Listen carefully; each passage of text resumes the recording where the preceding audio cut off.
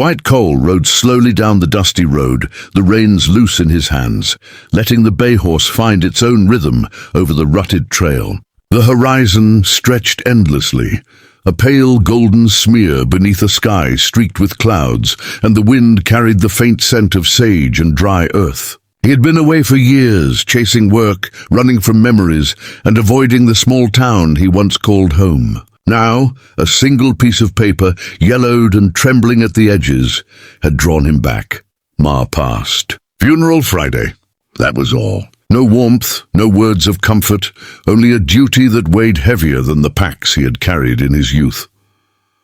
Hollow Creek hadn't changed much. The hills rolled gently in the distance, dotted with weathered fences and the occasional cluster of old wooden barns, their roofs sagging under the years. The farmhouses were spaced apart, small and stubborn, against the vastness of the prairie, each one a monument to a family who had survived the dust, the drought, and the slow erosion of time. But the farmhouse that had been his mother's, that he had left behind, looked smaller somehow, shrunken by memory and absence. The paint had faded to dull streaks, and one shutter dangled unevenly on its hinges. A gentle sway in the willow tree near the creek whispered in the wind, a quiet sentinel waiting for him to arrive.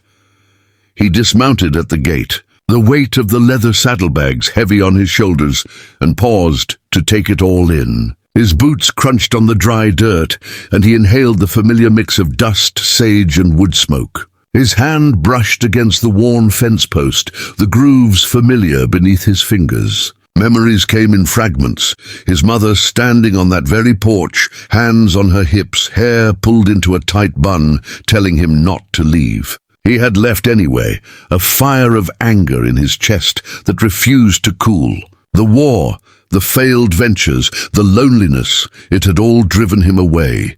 Now standing there, the anger seemed meaningless, replaced by a hollow ache he couldn't shake. He walked the remaining distance to the willow tree, each step deliberate, almost reverent. Beneath its low-hanging branches lay the fresh mound of earth, crowned with a wooden cross. Martha Cole, beloved mother. The words were simple, unadorned, yet heavier than anything he had carried on his shoulders in years. Wyatt removed his hat and knelt by the grave. His fingers traced the grooves of the wood, rough against his skin. He said nothing at first. Words felt inadequate. He pressed his hands into the soil, the familiar scent of earth filling his senses. "I made it home, Ma," he whispered, voice tight. "I finally made it home." The sound of footsteps on dry dirt behind him startled him, and he turned quickly, hand hovering near his revolver, before he realized the figure was a woman. She stood near the fence, shawl wrapped around her shoulders, brown hair catching the pale morning light, her eyes calm, yet carrying the weight of sorrow. "Didn't mean to disturb you," she said softly, her voice warm, yet edged with hesitancy. "I've been tending her grave. She was good to me." Wyatt rose slowly, studying her. She was no threat, yet something in her gaze made him uneasy, not because of danger, but because it stirred emotions he had long buried. "You knew my mother?" he asked, voice low. She nodded. "Clara Jameson.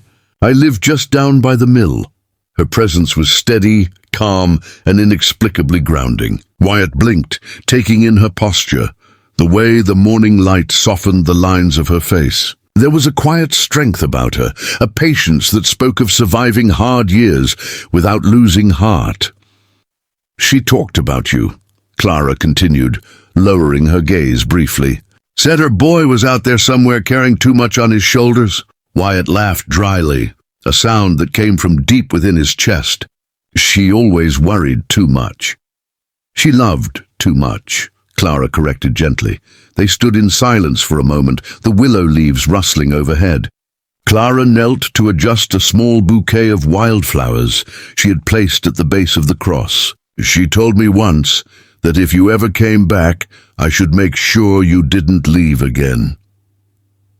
Wyatt's heart tightened, a mixture of guilt and longing stirring within him.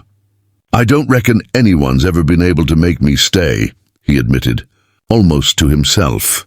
"Maybe you just haven't had a reason," she replied, eyes steady on his face. Something about the certainty in her voice struck him. It wasn't pushy or demanding. It was matter-of-fact, the kind of quiet conviction that made a man stop running. For the first time in years, Wyatt felt his chest loosen slightly, the weight of isolation giving way to the faintest hint of something like hope. Clara rose and walked alongside him toward the farmhouse. She spoke gently of his mother's last years, how she refused to sell the land despite dwindling profits, how she spent evenings on the porch watching the road, certain her son would come back. Wyatt listened, his hands gripping the fence rail as tears he hadn't realized he'd held back threatened to fall. "She always said the land would bring you back," Clara said softly. "Said there's a kind of love you can't outrun." Wyatt exhaled slowly, a dry sound. "Maybe she was right," he murmured. Clara smiled faintly, a small curve of lips that carried understanding. "She usually was." The afternoon sun began its slow descent, stretching long shadows across the fields.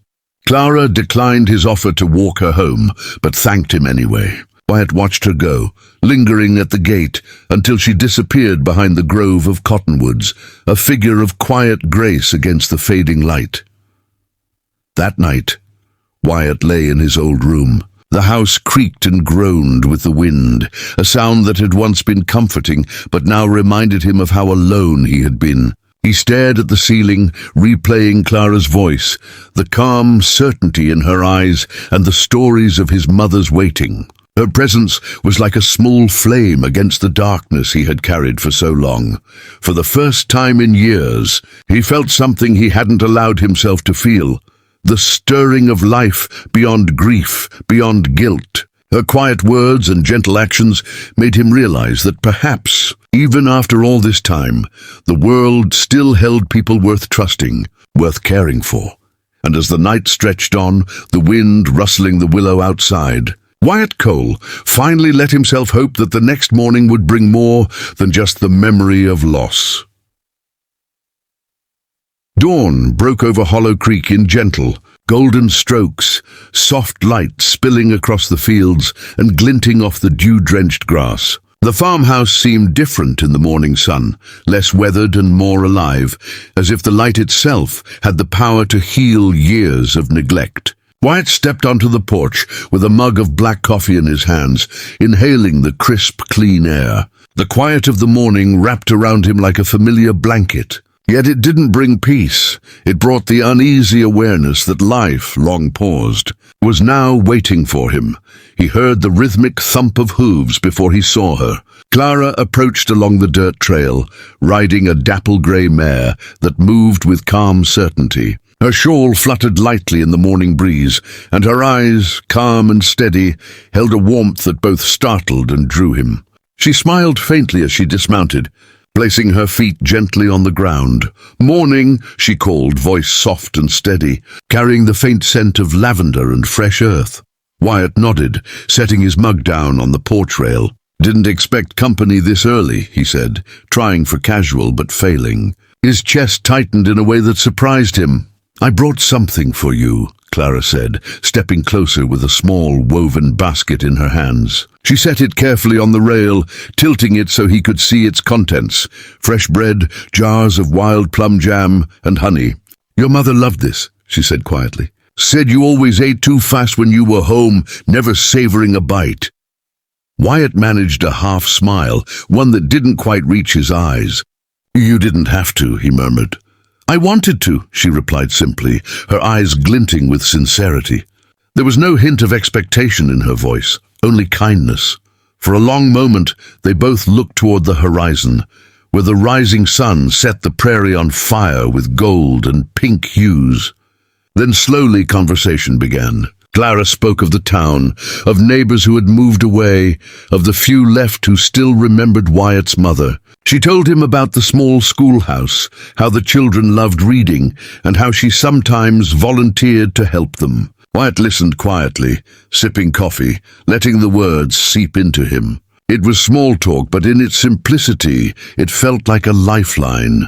"You do all that yourself?" he asked, genuinely surprised. She him, She was not beautiful in the way that demanded attention, but in a way that drew the eye naturally, effortlessly, calm, composed, and quietly confident. For the first time in years, Wyatt felt a stirring inside him, something he hadn't thought would survive the war, the years on the trail, or the long sea. They walked side by side in silence at first, each lost in their own thoughts. Then Clara stopped and bent to pick up a small, smooth stone from the creek. She tossed it lightly in her hand before letting it skip across the water. "Your mother would have loved this," she said. "Said water had a way of carrying sorrow away if you let it." Wyatt watched the ripples fade and the stone sink, feeling an unfamiliar looseness in his chest.